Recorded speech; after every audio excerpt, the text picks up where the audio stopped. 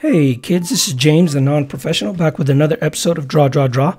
And today we're doing Super Mario from the Super Mario Brothers video game by Nintendo. Now, what I wanted to focus on particularly was sectioning out your drawings so that you could do whatever you want with the character.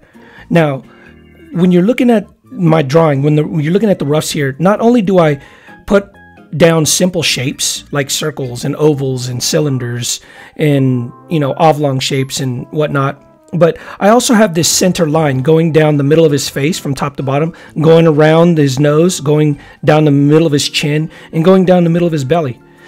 That's the reason why you want to section off areas like that. The reason why you want to have sectioning in your drawings is because you want to be able to manipulate the character however you see fit.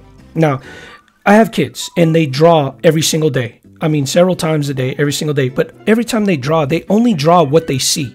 In other words, they essentially just copy.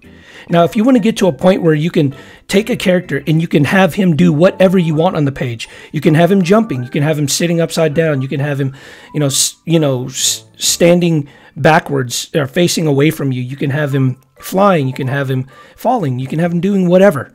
In order for you to do that, you need to be able to not only just know how to draw tight lines, but you need to know how to section out your character and draw and put your character together with these simple shapes. Because the reason why you have that center line is because you want to be able to determine whether or not he's faced left or faced right and where his center line is going to be. And if you have that center line, you know how big his eye needs to be on the right side, how big his eye needs to be on the left side, where his right leg and left leg should be in proportion to the rest of his body. It's a good thing to be able to copy somebody and get it right and it looks good. It's an even better thing to be able to understand what it is that you're drawing and be able to do whatever you want with the drawing. Just put it on the page and you can make him do whatever you want. Now, if you notice the drawings that I have in my videos, you can Google the character and you're never going to see that same exact drawing. It's because I don't copy anything. I simply look at the character and I determine how he's put together. And then I use that method to make the character do whatever I want. And if you're going to write stories and if you're going to, draw little stories, you want to be able to manipulate the character in order for it to do whatever you want on the page. And that's why you do sectioning. That's why it's so important that you learn roughs, that you learn how to draw simple shapes and put them together. All right, so we are in lines right now. So I'm going to keep those pencils super tight and make sure that, you're pinning down those details that you want to be permanent on the drawing.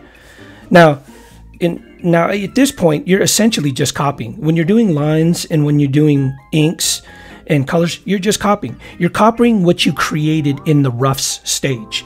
The roughs is purely imagination.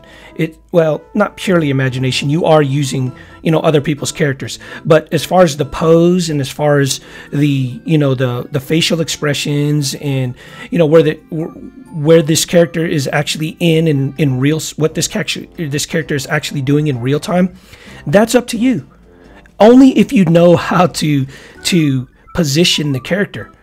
Like I said, it's a good thing to copy, to sit there and look at a picture and copy it, detail for detail. It's an even greater thing to be able to understand how the character is drawn and do whatever you want with the character. The character can be doing anything. All right, so we are in inks. Let's keep these lines super tight because we need a solid guide in order to put down our colors. So we know exactly where to put, the individual colors. Now, I did slow down the video significantly because this is a longer explanation, but I will speed it up in a second here. All right, so here we go, and going a little bit faster so this video isn't just like ridiculously long. As I said when I was doing Sonic, I've always liked Mario. As far as all the Nintendo games go, or even kids games goes, Mario's always been my favorite.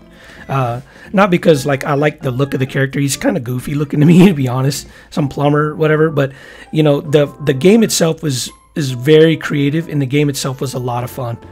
My first experience with an open world game was Mario. Open world, for those of you who don't know, is basically you're not just following a path that the video game sets you on. they give you a world, and you go into that world, and you could do wherever. You can go wherever. That's what an open world game is. And Mario on the 64 was the first open world game that I've ever played, and it was incredible. It was awesome, you know. And I remember playing that game, and my mom was sitting behind me, and she was watching it, and she was getting nervous at the, you know, the fact that, you know, this game was also 3D. It was, you know, before Mario 64, all I played were, you know, side-scrolling games, you know, like the original Mario, which was side-scrolling. It wasn't until 64 that, you know, Mario actually became three-dimensional, where you can see all sides of him, and you can just, you know, operate in an actual three-dimensional world, and it was great. All right, so we're going to do some highlights and some shading here, just to give Mario here a little bit more dimension, and then that should be about it. So what I did was I took the darker colors, and I essentially outlined everything. So blue, I took a darker blue and outlined it. Red, I took a darker red and outlined it. And wherever there was light, the light source is actually coming from your right. That's where I put those little highlights. And, you know, I did that throughout the other, you know, throughout all the other colors that you see here with the brown and, of course, the white gloves. And you'll see the knuckles get highlighted there. And I did forget to make his buttons yellow. So for those of you who observe that, know that I know, and I didn't go back and correct it. Anyways, always remember your 3 P's: persistence, patience, perseverance. That's how you grow. Hey guys, if you like my content, please like or comment below. And if you want regular updates, please subscribe to my channel. Thanks for watching.